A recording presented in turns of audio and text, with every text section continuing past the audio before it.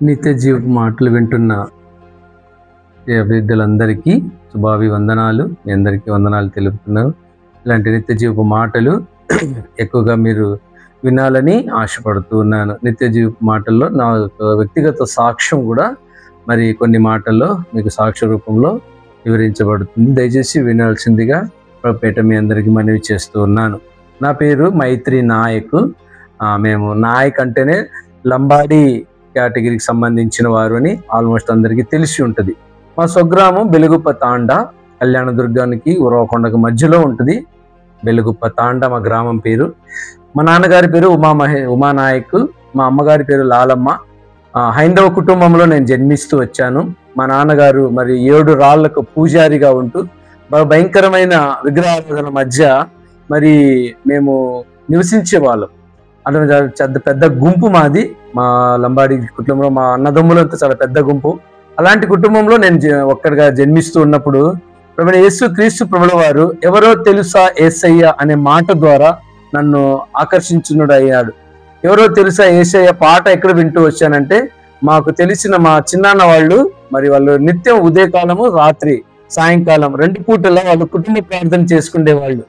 కుటుంబ ప్రార్థన ద్వారా పాటలు పాడుతున్న సమయంలో నేను కూడా వాళ్ళ దగ్గరికి వెళ్ళి కూర్చోమని చెప్పగా నేను ఆ పాట వింటుండగా ఆ రోజు రాత్రి నాకు ఎవరో తెలుసా యేసయ్య ధనవంతుడై దరిద్రుడుగా పుట్టాడు నీ కోసం అనే ఆ వచనము ద్వారా దేవుడు నాతో మాట్లాడుతూ వచ్చాడు.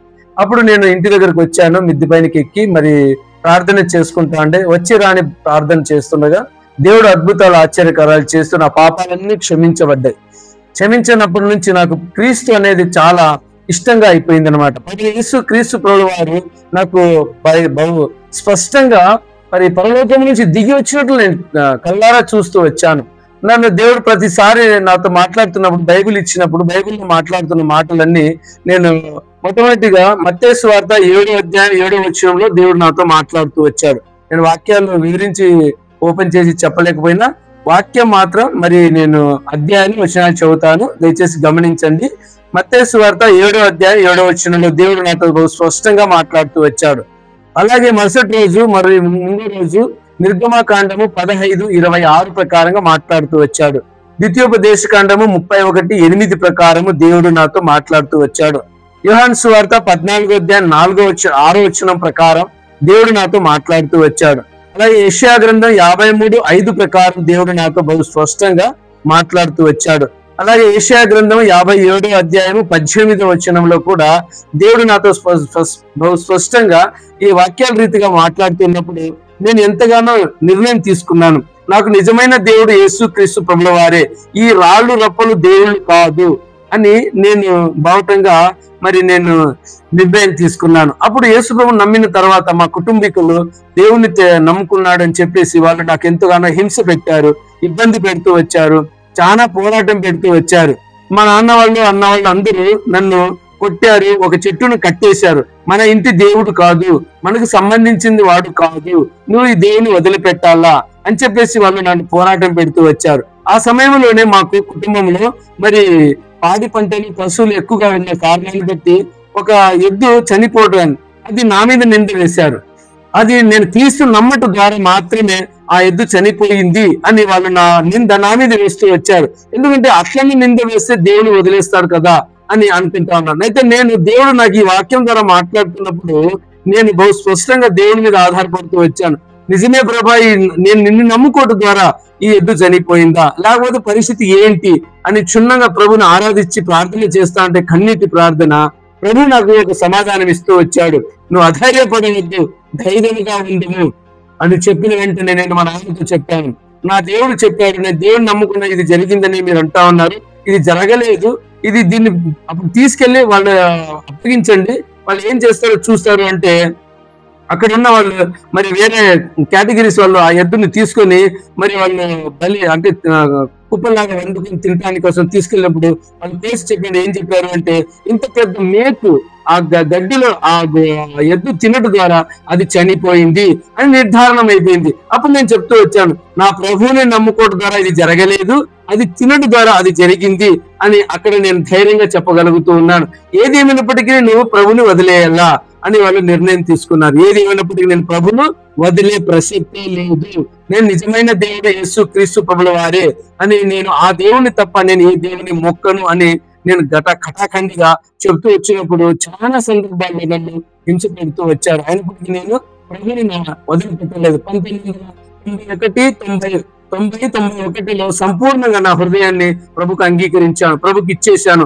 ఆ రోజు నుంచి ఈ రోజు వరకు ఎన్ని అద్భుతాలు, ఎన్ని ఆశ్చర్య కార్యాలు దేవుడు చేస్తూ వచ్చాడు నా పక్షాన. నేను మళ్ళీ మా ఊరిలో విడిచిపెడుతున్నానని, మరి మందిరానికి పంపించకుండా ఆటంకం వస్తున్నారని దేవుడు నాతో మాట్లాడితే ఆయనతో చేరాను. అనంతరం ఆరాధన మందిరంలో చిన్న వయసు నుంచి పెరుగుతూ వచ్చాను. పెరుగుతూ పెద్దవాడైపోయి నేను అన్ని విషయాలు తెలుసుకొని ప్రభు బాగా సమీపంగా ఉంటే ప్రభు నాకు నిత్యం ప్రేమిస్తుండని మరి నివసిస్తున్నప్పుడు సమయంలో మరి దేవుడు నాకు మాట్లాడుతూ ఉన్నాడు, మరి స్పష్టంగా మాట్లాడినాడు. నేను నీ అన్ని జనులలో నుంచి నేను ప్రత్యేకపరిచాను అని. నన్ను అన్ని జనుల నుంచి దేవుడు ప్రత్యేకపరిచి నన్ను దీవించి ఆశీర్వదించి నన్ను ఇంతవరకు తీసుకొని వచ్చాడు. కారణం ఏంటంటే ప్రభు యేసు క్రీస్తు వారు నిజమైన దేవుడని నేను గుర్తిరిగాను. పాపాల నుంచి విడిపించాడని, పాపాల నుంచి తప్పించేవాడని, మన కొరకు ఆయన సర్వము కోల్పోయాడని, దేవుడుగా మనం దిగి వస్తే చూడలేమని ఒక కన్యక గర్భాన్ని ఆధారం చేసుకొని ఆయన పుట్టినాడు అని నాకు నిర్ధారణమైంది. నేను తెలుసుకున్నాను. బైబిల్ చదువుకున్న ప్రతి ఒక్కసారి దేవుడు నాతో మాట్లాడుతూనే వచ్చాడు. కాబట్టి ప్రేమేంటో నేను చెప్పవలసి ఏంటంటే, నిజమైన దేవుడు, నిజమైన మార్గం నేను ఎంచుకున్నాను. ఆ తర్వాత మా ఇంట్లో వాళ్ళు ఎవరు నమ్మకపోయినప్పటికీ, నన్ను మా బాబాయ్ వాళ్ళు చాలా హింస పెడుతున్నప్పటికీ, వాళ్ళకి దేవుడు అనేక రీతిలుగా వాళ్ళని నేను మళ్ళీ వాళ్ళకి దూషించడం కాదు కానీ, మళ్ళీ వాళ్ళకి ఇది చేయడం కాదు కానీ, దేవుడు వాళ్ళని ఒక్కొక్కరికి ఖండిస్తూ మాట్లాడుతూ వచ్చాడు. సో తర్వాత మా అమ్మ మా నాన్న యేసుని నమ్ముకున్నాడు. రక్షించబడలేదు కానీ, బాప్తిసం తీసుకోలేదు కానీ, అయితే మందిరానికి వచ్చేవాడు. మరి మందిరానికి వచ్చి ప్రభుని అంగీకరించాడు, పాపాన్ని ఒప్పుకున్నాడు, ప్రభుని నిద్రించారు. ఆ తర్వాత మా అమ్మగారు ప్రభుని అంగీకరించారు. మా అమ్మ కూడా బాప్తిసం తీసుకుంది, రక్షణ పడింది. మరి పేరు మార్చుకోలేదు కానీ లాలమ్మగానే కొనసాగుతూ ఉన్నప్పటికీ మా అమ్మ ప్రభులో మరి ఎంతో సంతోషంతో కొన్ని దినాలు గడిచిన తర్వాత ఆమె మొన్న 2 నెలల క్రితము ఆమె కూడా ప్రభుని నిద్రించినారు. అలాగే ఒకరినొకరు నా నుంచి దేవుడు మరి ఒకరిని తీసుకుని వచ్చాడు. ఆ యొక్క విగ్రహారాధన నుంచి, ఆ ఒత్తిడి నుంచి, ఆ దుస్థితి నుంచి దేవుడు మమ్మల్ని తప్పిస్తూ వచ్చాడు. కారణం ఏంటంటే ప్రభు ప్రేమ అధికంగా ఉన్నది. ప్రభుని ఎవరైతే ప్రేమిస్తారో, నన్ను ప్రేమించిన వాడిని నేను ఘనపరచదని అన్నాడు. కాబట్టి మనం ప్రేమిస్తే దేవుడు మనల్ని ఘనపరిచేదిగా ఉంటాడు. అందుకే తన కుమారునిగా, తన సొంత కుమారునిగా మన కొరకు బలి అర్పిస్తూ వచ్చాడు. మన కొరకు ప్రాణం పెట్టినట్టుగా మనం చూస్తూ ఉంటాం. కాబట్టి యేసు క్రీస్తు ప్రభుని వారి నిత్యత్వంలో ఆయన మన ఈ లోకం వదిలినా కూడా పరలోకంలో ఉంటాము అనే నిరీక్షణ నాకైతే ఉన్నది. కాబట్టి ప్రియమైన వాళ్ళారా, ఈ నిత్య జీవపు మాటల్లో నుంచి చిన్న సాక్ష్యం ఏంటంటే, నిజమైన దేవుడు యేసు క్రీస్తు మనం వీళ్ళని చూసుకోవాలా. నిజమేది అబద్ధమేది, సత్య మార్గాన్ని నడుచుకోవటం ద్వారా మనకి ఎన్నో మేలు ఆశీర్వాదం ఉంటుంది. నేను కూడా సత్యాన్ని తెలుసుకున్నాను. ఈ లోకం వదిలితే పరలోకంలో ఉంటా నిరీక్షణ నిత్యత్వంలో నాకు ఉన్నది అనమాట. ఆ గొప్ప నిరీక్షణ దేవుడు నాకు ఇచ్చి వచ్చాడు. కాబట్టి ప్రేమ ఇంటిలో మీరు కూడా నిత్య జీవపు మాటల్లో ఈ సాక్ష్యాన్ని మీరు కూడా ప్రభుని అంగీకరిస్తే ప్రభు సంతోషం ఇస్తాడు, సమాధానం ఇస్తాడు, నెమ్మది ఇస్తాడు, ఆనందం ఇస్తాడు. 1990లో రక్షించుకున్న ఆనాటి నుంచి నేటి వరకు నన్ను ప్రతి విషయంలో చాలా దేవుడిగా ఉండి నడిపించి, ఆదరించి, ధైర్యపరిచి, కన్నీళ్లు తెలుసు నన్ను ఈ స్థాయికి తీసుకొని వచ్చిన కారణం ఏంటంటే, ప్రభు ఒక గొప్పతనాన్ని బట్టి, ప్రభు మీద ఆధారపడితే ప్రభు అన్ని విషయాలు మనకి మరి గొప్ప విషయాలు ఆశీర్వదించేవాడిగా ఉంటాడు. ప్రభు నిత్య మాటలు వింటున్నప్పుడు అందరికీ మరొకసారి వందనాలు. ఈ చిన్న సాక్ష్యాన్ని దీవించి దేవుడు ఆశీర్వదించబడును గాక. ఆమేన్.